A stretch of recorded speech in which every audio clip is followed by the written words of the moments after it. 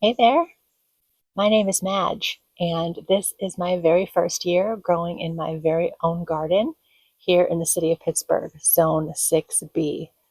Over the last few months, my husband and I have transformed this bare piece of grass into a luxurious garden, bursting with vegetables and flowers of all kinds, including, after many hardships, lots and lots of zinnias. 6 or 7 weeks ago, I went through a real dark night of the soul when I realized that one of my very favorite flowers, the humble zinnia, was not thriving in my garden. So I got to work. I amended a bunch of soil with a bunch of compost. I planted more seeds. And now it's zinnia time, baby. So today I'm going to take you around the garden and show you a bunch of the beautiful zinnia babies that are popping up. And we're going to take some cuttings of them and try to see if we can get even more blooms before the end of the season.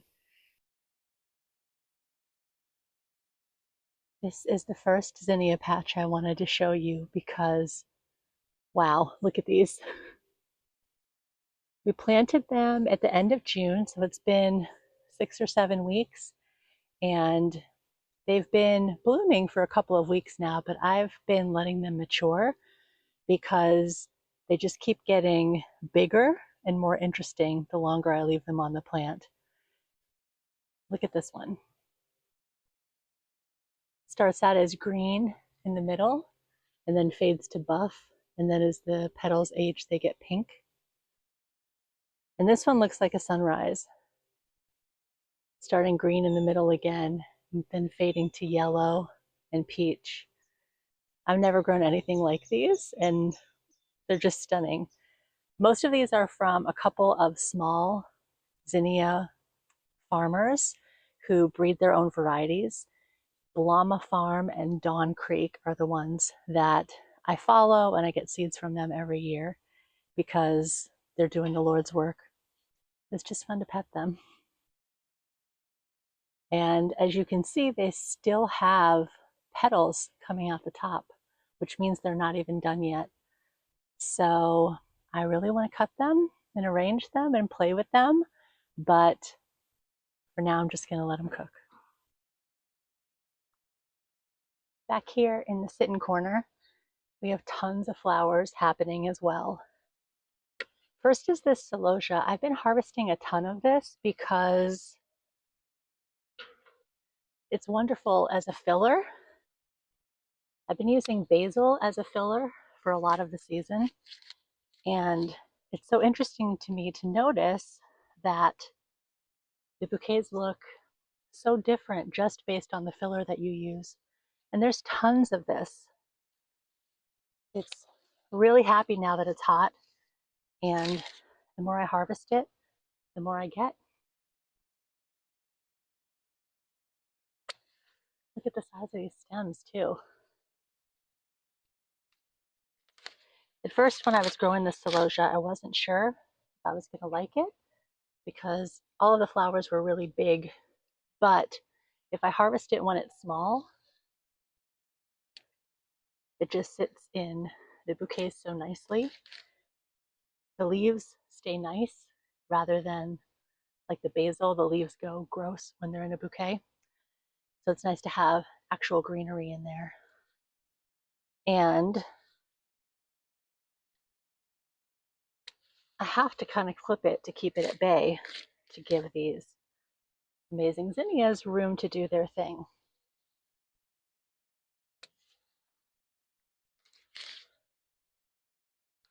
So let's look at these zinnias because the ones in this bed, absolutely stunning. I want to show you these a little closer up because the colors that they're coming in are just so lovely. This one's part of the Queen Lime series. This one is just straight up lime with a pale pink center. Really nice. This one, it's not as thick, doesn't have as many petals as some of the other ones, but that color is insane. What would you call that? Like a fluorescent coral with a lavender center? So nice. Here we have Just the sweetest, sunshiniest yellow. Very, very full and getting fuller by the day. And then these two back here, I've been keeping an eye on these for about a week now, and to see them change is wild. Here's what they looked like about 10 days ago. And here's what they looked like about 5 days ago. And now, just all of the colors that are represented are wild to me. We've got bright orange, we've got hot pink, we've got the palest butter yellow, and all of them have this pinkish purplish tinge on the ends of the petals. Crazy.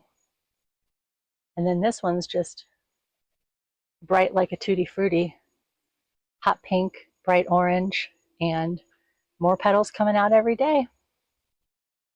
Over here in the crescent bed, we have another Queen Lime series coming out here. Very subtle and beautiful, right next to a bright orange with sort of cactusy petals that is still developing. There's tons of petals still coming out there. And you can see there's all these blooms getting ready to pop over here too. We love to see it. On the other side of the Rudbeckia, we have more of these incredible, subtle, pale colors. This one, as big as my hand and not even done developing yet. Soft parchment, palest peach, and a white one. You remember these sad, scraggly, struggling little zinnias in the side yard bed? Well, here's what they look like 4 weeks later after I amended that bed with tons of mushroom compost and topsoil. They're so cute and there's such a nice variety. Every day I see a different color, but this one is my favorite. Plus, look at this little dude in the corner bed, tiny but fierce. One thing I have learned about myself this season is that I am very greedy for zinnias. And I read about this thing you can do where you find a plant that has a flower that you love, like one of these back here. You take a cutting, you root it in water, and then you grow it in soil after the roots come out. And within 4 or 6 weeks, you should have more flowers, just like the mother plant. So we should have just about enough time for that before it gets cold around here. So let's try it. What I read said that in order to take a zinnia cutting, what you want to do is find a side shoot that's not blooming yet and trim that off from the main stem. Then you remove the leaves, and that little notch where the leaves were is where the new roots are going to grow. So you want to make sure that is underwater when you put that cutting in your glass. I actually go back a little bit later and trim the bottoms of these cuttings just to make sure that that leaf node is fully submerged so the roots can have a chance to grow out of there. One thing that I'm noticing about leaving these blooms on the plant longer is that I'm not getting as many side shoots that are ready to bloom. Normally with zinnias, the more you cut them and harvest from them, the more blooms you get. So it's a little bit of a trade-off to let these blossoms get fully mature before cutting them off. But all that being said, I am able to find side shoots that are the right size for this process, I think, from almost all of these big, glorious zinnias back here. And you can see here now I'm trimming off the bottom of the stem just to make sure that that leaf node is fully submerged. From the side yard bed, I decided to take a cutting of this particular Queen Lime series zinnia because the color is so unique. I've never seen a dark reddish purple one like that before. So I'm just repeating the same process here. And now I have a fistful of cuttings. I've got half a dozen or so of these little zinnia cuttings, and I'm going to go put them in a sunny spot of my house, and we'll see if they grow.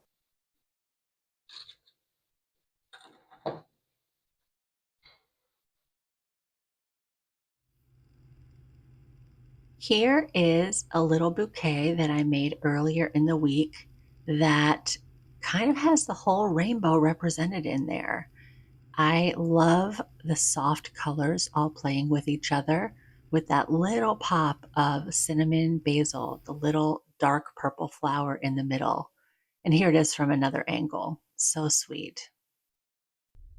This one is one that I started building with celosia as the filler rather than the lime basil. And you can see a lot of the ingredients are the same. There's a lot of pastel snapdragons, there's some pink cosmos, there's a couple of little zinnias in here, but it feels so different with the celosia rather than the basil as the filler. And here it is from another angle. You can really see the celosia and how it adds a lot of green to the bouquet and a lot of movement. Plus that big sprig of feverfew in the middle makes it feel so sweet and romantic. Now this one is very unique. I haven't made any arrangements like this year so far, but this is a bunch of dahlias that I grew from seed. And I love how the yellow centers of the dahlias coordinate with the yellow petals of the black-eyed Susan. It feels a little bit wild. Love it. Thank you so much for joining me today and looking at zinnias with me. I hope at some point this week you get to do something you enjoy as much as I enjoy petting this guy. Don't forget to give us a like and a subscribe, and I'll see you in the next one. Bye.